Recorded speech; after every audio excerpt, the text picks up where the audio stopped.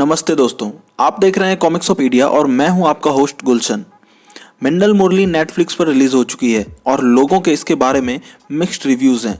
किसी को ये शिकायत है तो किसी को वो, पर हम इस मूवी के बारे में बात करेंगे और ऑब्वियसली इसमें माइनर स्पॉयलर्स हो सकते हैं। अगर आपने मूवी नहीं देखी है और देखना चाहते हैं तो मैं कहूँगा कि आप इसे ज़रूर देखिए, पर अपनी आंखों से मार्वल और डीसी का चश्मा उतार के, क्योंकि ये एक विशुद्ध इंडियन सुपर हीरो है और मुझे ये बात बहुत अच्छी लगी।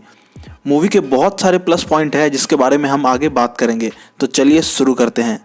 मूवी की कहानी है 90s के केरल के एक रिमोट गांव की, जहाँ के लोग सिंपल रहते हैं और यहाँ के क्राइम भी बहुत सिंपल हैं। पर सोलर सिस्टम में कुछ प्लैनेट्स अर्थ के साथ 700 साल बाद एक स्पेशल ट्रायंगुलर फॉर्मेशन बनाते हैं, जिसकी वजह से अर्थ पर थोड़े अलग किस्म के बादल बनते हैं और उसकी बिजली गिरने पर जेसन नाम का एक टेलर लड़का बन जाता है मिन्नल मुरली। पर बिजली गिरने पर शक्तियाँ किसी और को भी मिली है, जो मिन्नल मुरली का नाम यूज़ करके बहुत सारे गलत कामों को अंजाम दे रहा है। तो ये कहानी जेसन और उस शख्स दोनों की है, उनके टकराने के बारे में और मिन्नल मुरली का एज अ सुपर हीरो बनकर उभरने के बारे में है। बात करते हैं इसके प्लस पॉइंट की। इसकी पहली सबसे अच्छी बात है कि ये प्राउडली इंडियन है।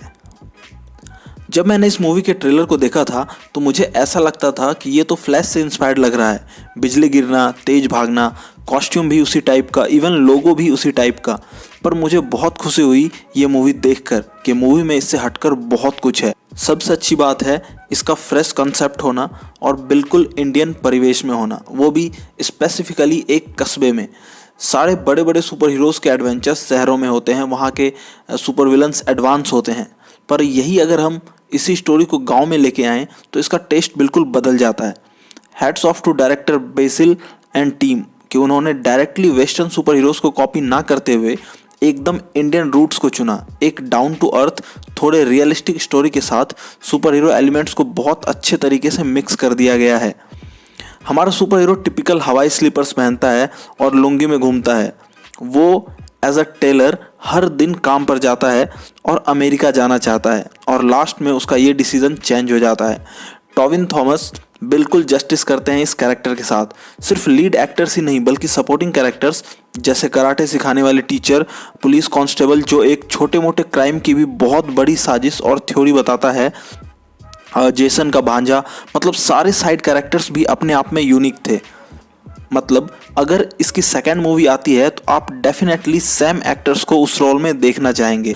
बट जिस बंदे ने व्यूअर्स का दिल जीत लिया वो है इस मूवी में विलन का रोल प्ले करने वाला। विलन इस मूवी का दूसरा सबसे पावरफुल एलिमेंट।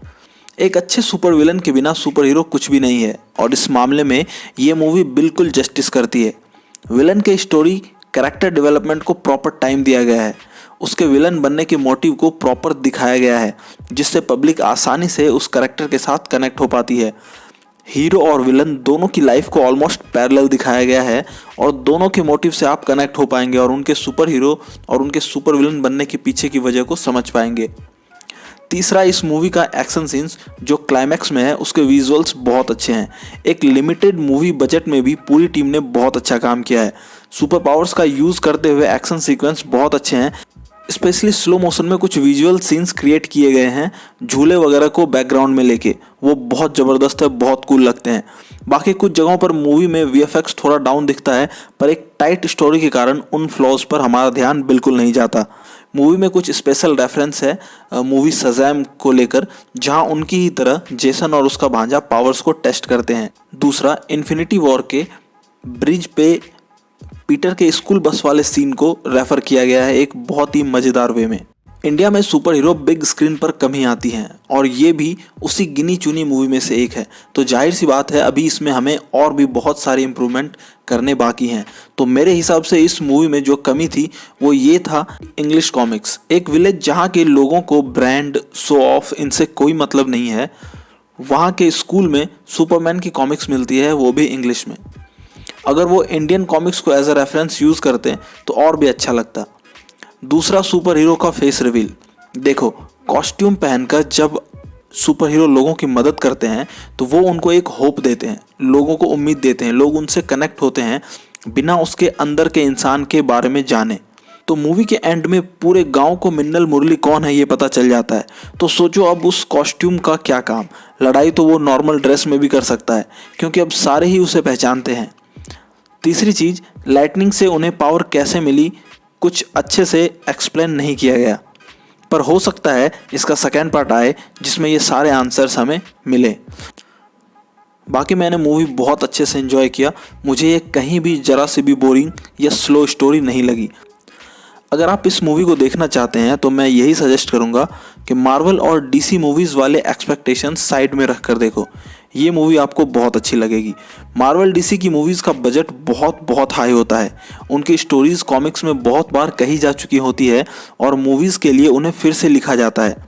अगर आपको उस टाइप की इंडियन सुपर हीरो मूवीज चाहिए तो आरसी याली ड्रीम्स ग्राफिक इंडिया के कैरेक्टर पर मूवी बनने तक का वेट करना पड़ेगा, पर उन मूवीज़ तक पहुंचने के लिए हमें ऐसी मूवीज़ को सपोर्ट करना पड़ेगा। मुझे ये मूवी बहुत ही अच्छी लगी और आपके इस मूवी के बारे में क्या राय हैं ज़रूर कमेंट्स करें। और साथ ही आप हमें सपोर्ट कर सकते हैं इस चैनल को सब्सक्राइब करके, इस वीडियो को लाइक करके। आप देख रहे हैं कॉमिक्सोपीडिया। मेरा नाम है गुलशन। सी यू अगैन।